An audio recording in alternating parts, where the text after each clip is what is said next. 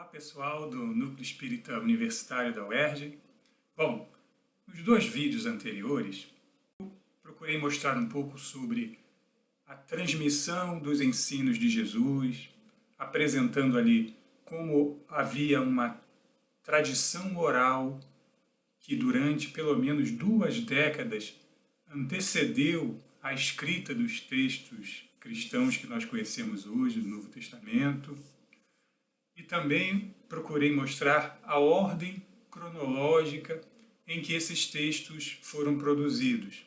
E, claro, também mostrando que os autores desses textos não foram testemunhas oculares dos ditos e feitos de Jesus, como a tradição costuma apresentar. Ao contrário, esses textos foram produzidos por indivíduos letrados, de cultura grega, que viviam no ambiente urbano, afastados pelo menos aí 2, 3, 4 décadas daquilo que aconteceu ao tempo de Jesus. E Jesus, por sua vez, vivia e exerceu o seu ministério no interior da Galileia, junto a pessoas iletradas de língua aramaica que viviam no interior, eram campesinos, eram pescadores, gente muito simples. Portanto, os textos estão afastados tanto do ponto de vista cronológico quanto do próprio ambiente de produção cultural. Bom, algumas pessoas podem se perguntar, essas informações são interessantes, mas elas entram em conflito com aquilo que eu aprendo dentro da própria doutrina, com os romances que falam dos tempos do cristianismo primitivo, dos tempos de Jesus. Como conciliar essas coisas? Bom, eu fiz esse vídeo, então, justamente para tratar dessa questão. Mas antes de chegar nesse ponto, eu vou aproveitar e vou pegar um raciocínio que Kardec desenvolve lá na introdução do Livro dos Espíritos, da onde, inclusive, eu extraí o título desse vídeo, O Espiritismo não é da alçada da ciência, que é uma argumentação que o Kardec vai desenvolver. Vamos acompanhar, porque é essa argumentação que vai me nortear na forma como eu vou responder a esse dilema, a essa questão. Então, lá na introdução, nós vamos ver que Kardec escreveu assim, para muita gente, estão vendo aqui, para muita gente, a oposição das corporações científicas constitui, quando não uma prova, pelo menos forte presunção contrária. Não somos dos que se rebelam contra os sábios. Ao contrário, nós os temos em grande estima e ficaríamos muito honrados se fôssemos contados entre eles. Mas a opinião deles não pode representar em todas as circunstâncias, uma sentença irrevogável. Então, isso aí eu extraí e editei ali, né? Você viu que eu cortei para não ficar muito extenso. Foi extraído do Livro dos Espíritos, Introdução, item 7. Então, o que está acontecendo aqui? Kardec está tratando da oposição que os cientistas do seu tempo fizeram a ele e ao espiritismo, e aos argumentos que Kardec utilizava para defender o espiritismo como uma ciência de observação. Os cientistas da sua época não aceitaram, rejeitaram essa argumentação de Kardec e acusavam o espiritismo de ser charlatanismo, de ser uma alucinação, mistificação, enfim, não davam o devido crédito ao trabalho do Kardec. O Kardec, muito respeitoso com a ciência em geral, com os cientistas, ele mesmo um homem de ciência, ele vai, então, apresentar uma argumentação para responder a essa oposição dos cientistas. Vamos ver como é que Kardec organiza, então, a sua argumentação. Com relação às coisas notórias, a opinião dos cientistas é, com toda razão, fidedigna, porquanto eles sabem mais e melhor do que o vulgo. Assim, pois, consultarei do melhor grado e com a maior confiança um químico sobre uma questão de análise, um físico sobre a potência elétrica, um mecânico sobre uma força motriz. Hão de eles, porém, permitir-me que eu não tenha em melhor conta suas opiniões negativas acerca do espiritismo do que o parecer de um arquiteto sobre uma questão de música. Então, Kardec aqui ele está ressaltando, né, a autoridade que o especialista tem, e é reconhecida essa autoridade, no assunto que é da sua especialidade, né? Então, até mesmo na prestação de serviços, no dia a dia, nós buscamos profissionais que sejam reconhecidos, que tenham uma boa indicação, que prestem um bom serviço, que conheçam daquilo que eles estão, do trabalho que eles realizam. Então, por exemplo, se você tem um problema no seu automóvel, você vai buscar um mecânico que seja reconhecido, que você já tenha experiência, uma experiência boa, prévia, ou com uma boa indicação de alguém, para que você leve o seu automóvel naquela pessoa que é de confiança, que você sabe que é um bom profissional. Assim também, para tratar os nossos problemas de saúde, nós vamos buscar um especialista médico que tenha uma boa indicação, que seja bem conceituado. Então, nós reconhecemos o valor do especialista naquilo que ele faz de melhor. E nós reconhecemos a tal ponto que nós não invertemos essa ordem. Porque qual seria o valor da opinião de um especialista médico sobre um problema no motor do seu automóvel? Ou o contrário, qual o valor da opinião do mecânico daquela oficina bem conceituada sobre uma questão relativa à sua saúde, né? Nós reconhecemos o valor que a autoridade tem, que o especialista tem sobre a sua especialidade, mas nós reconhecemos que fora dessa especialidade, a opinião dele vale tanto quanto de uma pessoa comum. Ou como o Kardec colocou aqui, vale tanto quanto o parecer de um arquiteto sobre uma questão de música. Então é isso aqui que ele está argumentando nesse ponto. Seguindo aqui com a argumentação então de Kardec, ele vai dizer assim: assim como a ciência propriamente dita tem por objeto o estudo das leis do princípio material, o objeto especial do espiritismo é o conhecimento das leis do princípio espiritual, a existência e a natureza do mundo espiritual e as suas relações com o mundo corpóreo. As ciências ordinárias assentam nas propriedades da matéria, que se pode experimentar e manipular livremente. Os fenômenos espíritas repousam na ação de inteligências dotadas de vontade própria. As observações não podem, portanto, ser feitas da mesma forma. Então veja como Kardec aqui, nesse ponto, ele distingue bem qual é o objeto de estudo das ciências propriamente ditas e o objeto de estudo do espiritismo. São distintos.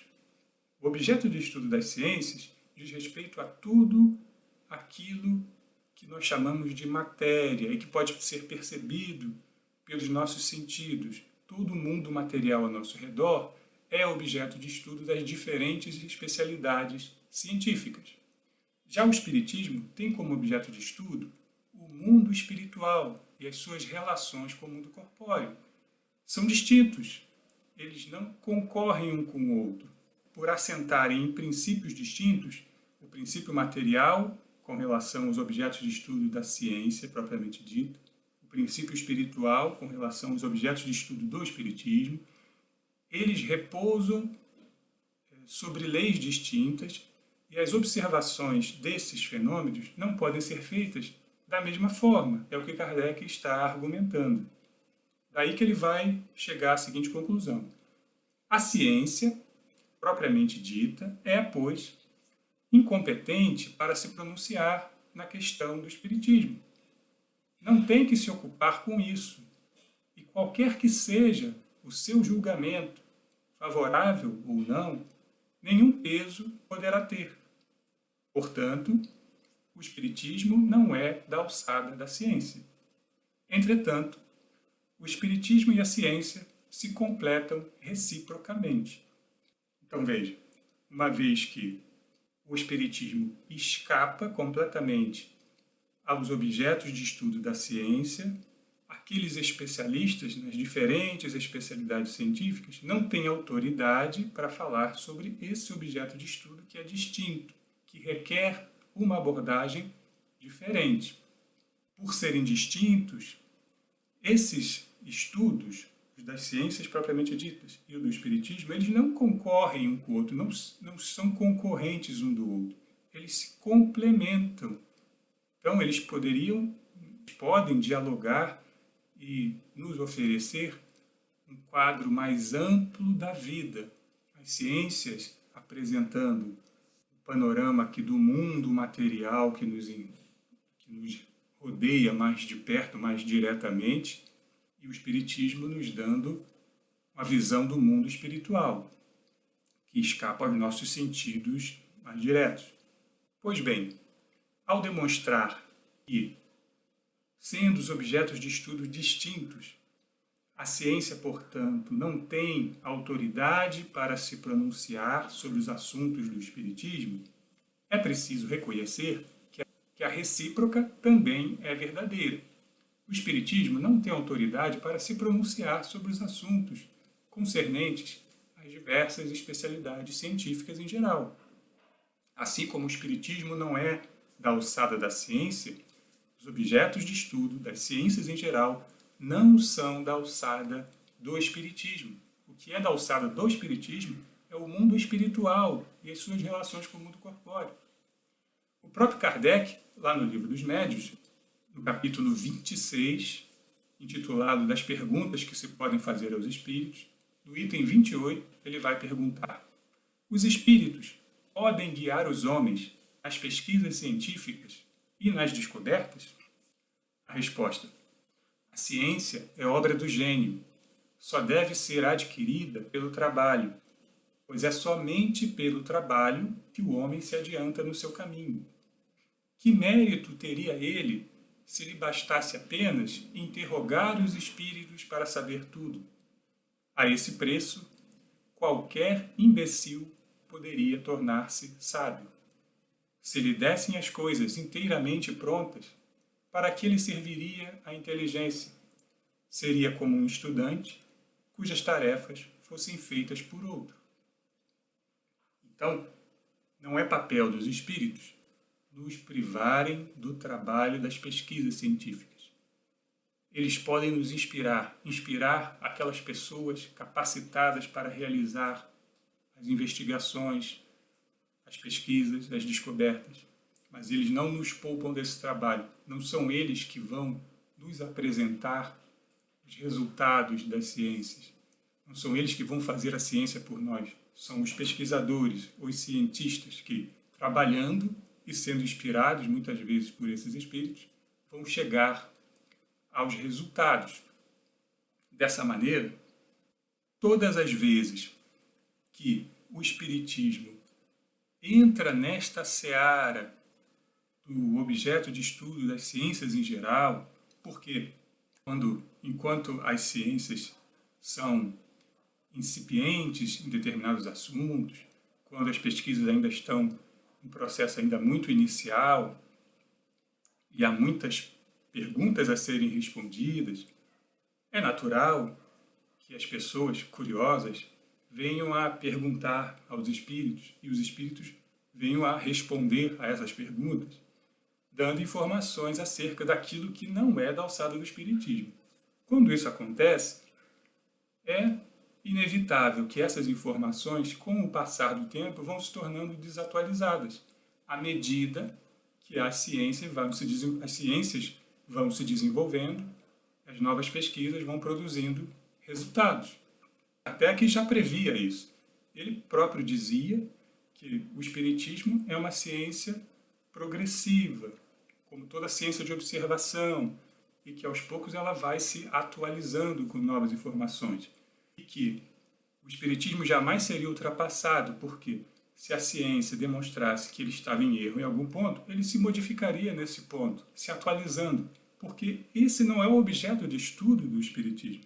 O Espiritismo, como já foi falado aqui, ele trata de outras questões do mundo espiritual, de Deus, dos espíritos, da imortalidade da alma, da progressão indefinida dos espíritos ao longo das diversas encarnações.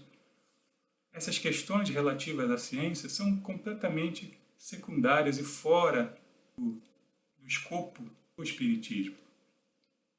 Então, na própria obra de Kardec, nós vamos ver que algumas informações presentes ali no Livro dos Espíritos, sobretudo, e em outras obras também, elas se tornaram já desatualizadas. Como, por exemplo, lá na questão 44 do Livro dos Espíritos, falando a respeito da origem das espécies dos seres vivos, nós vamos ver que lá é dito que cada espécie tinha o seu germe em estado latente, pronto para eclodir quando as condições fossem favoráveis. Hoje nós sabemos, conforme as pesquisas de Darwin foram sendo testadas ao longo do tempo, que todos nós derivamos de um ancestral comum. A ideia de geração espontânea aparece lá na questão 46, e nós sabemos que essa teoria já caiu por terra. A existência física de Adão na questão 51, como se Adão fosse um homem de carne e osso que tivesse vivido há cerca de 4.000 anos antes de Cristo. O próprio Kardec, ao longo da sua encarnação ainda, teve a oportunidade de rever essa ideia e escreve lá na Gênese que é melhor que se veja Adão apenas como um símbolo e não como um ser humano de carne e osso que tenha existido em determinado lugar. Mas essa informação está lá no Livro dos Espíritos, na questão 51. A origem e diversidade das raças humanas, nas questões 52 a 54. E ali existe um conceito ultrapassado de raças humanas e que elas teriam tido origem distinta e que cada raça humana teria surgido em um determinado ponto do nosso planeta. Pesquisas mais modernas demonstram que todos nós derivamos de um ancestral comum que saiu da África há milhões de anos atrás. E o conceito mais complexo, acompanhando essas ideias equivocadas de raças humanas, a ideia da superioridade da raça branca sobre as demais raças, né? Em especial a raça negra. Essas ideias estão presentes em todas as obras de Kardec, são 106 referências no total.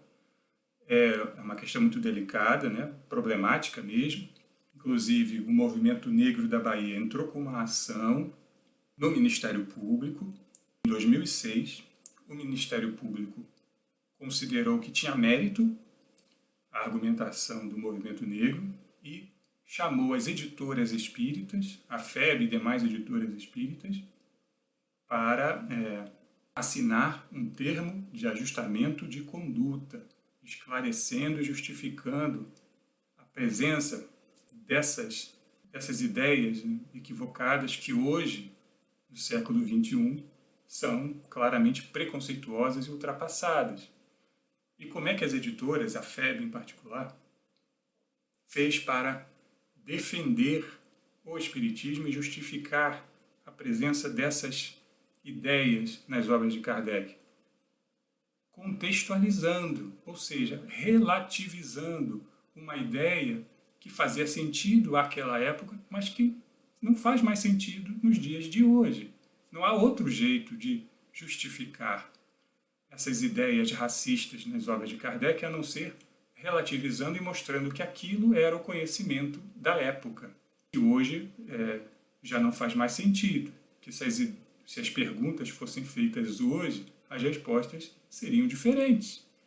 Por conta desse termo de ajustamento de conduta, que foi assinado em 2006, todas as editoras que publicam obras de Kardec passaram a colocar, no final de cada livro, uma nota explicativa. Então, se você tem um livro de Kardec que foi publicado a partir de 2007, dê uma olhada lá no final do livro que você vai encontrar essa nota explicativa para contextualizar essas ideias e que é resultado dessa ação movida pelo movimento negro, acatada pelo Ministério Público. Então, vamos jogar fora as obras de Kardec por causa desses equívocos? Não. Cabe a nós contextualizarmos, relativizarmos esses conceitos que agora estão ultrapassados, mas que, na sua essência, não fazem parte do objeto de estudo do Espiritismo. Isso aqui não muda em nada a essência daquilo que o Espiritismo, daquilo que é o objeto do Espiritismo. Deus, dos espíritos, da imortalidade, da evolução. O Espiritismo não muda em nada porque tem ideias equivocadas a respeito do objeto de estudo das ciências em geral. Pois bem, agora chegamos então no ponto onde eu queria trazer um objeto de estudo também das ciências em geral, que é a pesquisa sobre Jesus histórico e o cristianismo primitivo, que é objeto de estudo de uma equipe multidisciplinar, envolvendo tanto historiadores como arqueólogos, antropólogos, sociólogos, papirólogos, etc., e outros profissionais envolvidos nessa pesquisa multidisciplinar. Pesquisa essa que ganhou um grande desenvolvimento após a Segunda Guerra Mundial, portanto, desde a segunda metade do século XX para cá, e que, por conta de novos achados arqueológicos, de novas pesquisas, tem trazido a nós resultados muito interessantes e jogado luz sobre uma série de ideias que eram mantidas pela tradição da Igreja e que já não se sustentam mais. Então, do ponto de vista da pesquisa, muito do que era admitido como verdade pela tradição da Igreja e incorporado, inclusive, pelo Espiritismo, já se tornou ultrapassado. Muitas ideias que estão presentes nos romances mediúnicos está equivocada, já se mostra incompatível com as novas pesquisas. O que fazer, então, com esses romances? Ora, assim como eu me referi aos textos de Kardec, relativiza-se aquilo que é objeto de estudo da ciência e fica-se com a essência dos ensinamentos morais, aquilo que pode ser útil para a pessoa. Não se pode achar que vai encontrar informações históricas, científicas, acuradas sobre o cristianismo primitivo em romances mediúnicos. Não vai encontrar. Isso é da alçada das ciências, não é da alçada do espiritismo. Então, é assim que eu lido com as informações que têm surgido sobre a história do cristianismo primitivo, as pesquisas do Jesus histórico. Eu fico com os avanços da pesquisa e vejo que isso, para mim, não abala em nada aquilo que eu considero o essencial do espiritismo. Nós, no meio espírita, costumamos saudar novas descobertas científicas quando essas descobertas elas vêm confirmar ou reforçar alguma crença espírita. Quando essas pesquisas desmentem, elas apontam numa direção contrária, nós desprezamos e dizemos, não sabem do que estão falando, não conhecem o mundo espiritual. Essa não é uma postura sensata, racional. A fé raciocinada que o Espiritismo propõe exige que a gente saiba diferenciar aquilo que é o objeto de estudo do Espiritismo, aquilo que é o objeto de estudo da ciência. E saiba e compreenda que Espiritismo e ciência não devem concorrer uma contra a outra. São conhecimentos complementares, como o próprio Kardec colocou. Com essa maturidade, nós podemos transitar pelo mundo da ciência e do espiritismo sem conflito. É isso que eu procuro fazer. Enriquecer a minha visão de mundo com essas duas dimensões do conhecimento. A ciência me esclarecendo a respeito ao mundo material propriamente dito, e o espiritismo me mostrando uma visão do mundo espiritual, no sentido para a vida, um norteador de conduta. E dessa forma, a meu ver, o espiritismo só tem a ganhar. Mas é preciso coragem para abrir mão de certas ideias cristalizadas na nossa cabeça. Se você estiver disposto a isso, continue seguindo aqui os meus vídeos, que eu vou trazer sempre propostas bem provocativas para a gente refletir sobre aquilo que está enraizado na nossa cabeça, mas que, se refletirmos bem, talvez não faça muito sentido, uma perspectiva da fé raciocinada que o Espiritismo propõe. É isso aí, espero que tenham gostado. Se gostaram, deixem um like. Se quiserem deixar um comentário, uma sugestão, uma crítica, uma pergunta, fiquem à vontade. E até o próximo vídeo.